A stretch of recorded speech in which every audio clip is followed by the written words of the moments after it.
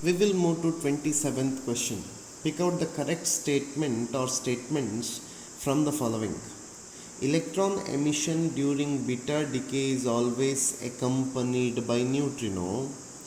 Nuclear force is charge independent. Fusion is a chief source of stellar energy.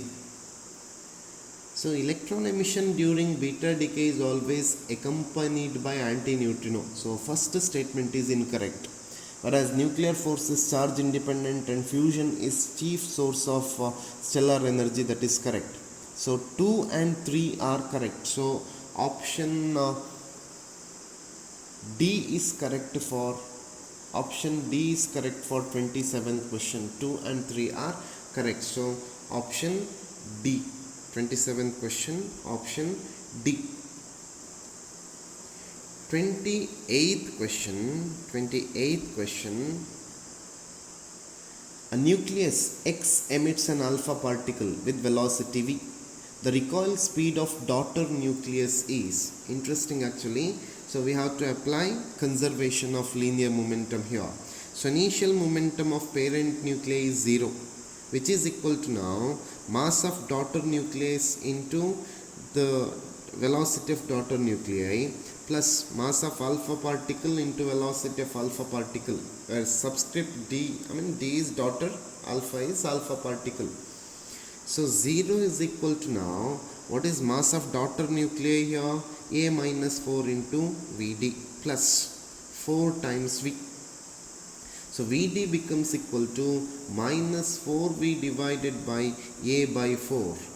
So negative sign indicates that recoiling is in opposite direction. So for 28th question, option B is correct, my dear students. Option B is correct for 28th question. Next we will move into 29th question. 29th question says that a radioactive substance emits 100 beta particles in the first 2 seconds and 50 beta particles in the next 2 seconds. The mean life of the sample is, you need to calculate the mean life of the sample. So mean life of the sample, T half divided by ln 2. That is nothing but T half is given 2 seconds. So 2 divided by 0.693 seconds. So option C is correct for 29th question. Option C is correct for 29th question. 30th question. It says that which of the following is not correct? In the forward bias condition, diode conducts. If the packing fraction is negative, the element is stable. Binding energy of energy equivalent to mass defect. The radioactive element can undergo spontaneous fission, which is not correct. Option D is correct, option D is not correct. So 30th question, option D is correct. Radioactive element can undergo spontaneous fission. No.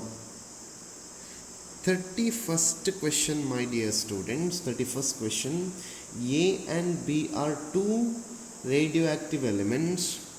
The mixture of these elements show total activity of 1200 disintegration per minute. The half-life of A is 1 day and that of B is 2 days. What will be the total activity after 4 days? Given initial numbers of atoms in A and B are equal. So 31st question, after 4 days, 1200 becomes 600. 600 becomes now 300. 300 becomes now 150. So option D is correct. Option D is correct for 31st question. So answer is D. We'll go to 32nd question. 32nd question says that the binding energy per nucleon of deuteron and helium atom are 1.1 mega electron volt and 7 mega electron volt respectively. If the two deuteron atoms fuse to form single helium atom, then the energy released is. So here binding energy of deuteron, which is given by 2 into 1.1 mega electron volt. So it becomes now 2.2 mega electron volt. And binding energy of helium, which becomes equal to now 4 into 7 mega electron volt. So it is now 28 mega electron volt. So you need to calculate energy release. So two deuterons which are now formed to combined helium plus energy is now released.